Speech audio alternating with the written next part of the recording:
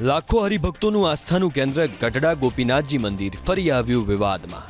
એક તરફ ગઢડા શહેરમાં ચાલી રહી હતી કૃષ્ણ જન્મોત્સવની તૈયારી, બીજી તરફ ગઢડા ગોપીનાથજી મંદિરમાં જામી હતી જુગારની મહેફિલ। પોલીસને માહિતી મળી કે ગોપીનાથજી મંદિરમાં જ્યાં સંતો અને પાર્ષદો રહે છે તે ઉતારા વિભાગના 5મા માળે રૂમ નંબર 509માં રમાય છે જુગાર। પોલીસે પહોંચીને જેવો રૂમ ખોલ્યો તો પાર્ષદ હરિકૃષ્ણ વાઘ ઉર્ફે હરિકૃષ્ણ ગુરુ અને શત્રુ ભુજદાસ સ્વામી સહિત 8 લોકો જુગટુ રમતા ઝડપાયા। પોલીસે પટમાંથી 1,10,850ની રોકડ અને 8 મોબાઈલ મળી કુલ 1,70,000થી વધુનો મુદ્દામાલ સાથે તમામની ધરપકડ કરી। ગણતરીની મિનિટોમાં તમામનો જામીન પર છુટકારો થયો।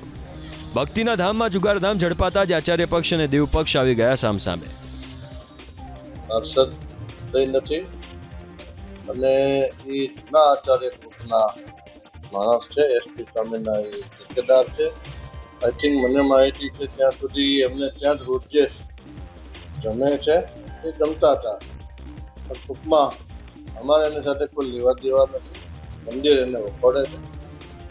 આ તરફ આચાર્ય પક્ષે પણ જુગાર રમતા પાર્ષદ સાથે અમારે કોઈ લેવા દેવા નથી એવું કહીને જવાબદારીમાંથી હાથ તો ખંખેર્યા, સાથોસાથ સ્વામી હરજીવનને જાહેર મંચ પર ચર્ચાનો પડકાર ફેંક્યો। તો હરિજીવન શાસ્ત્રીને મારી ચેલેન્જ છે કે ગોપીનાથજી દેવ મંદિરના ગ્રાઉન્ડમાં મીડિયા, સત્સંગ સમાજ, સાધુ સમાજની સાથે આ એક જ છોકરો નહીં, અત્યાર સુધીની સંપ્રદાયમાં અમારા ઉપર જેટલા બી આક્ષેપો કર્યા છે તમામ આક્ષેપો માટે આપણે જાહેરમાં ડિબેટ કરવા માટે તૈયાર છીએ। એસપી સ્વામી પણ તૈયાર છે અને હું પણ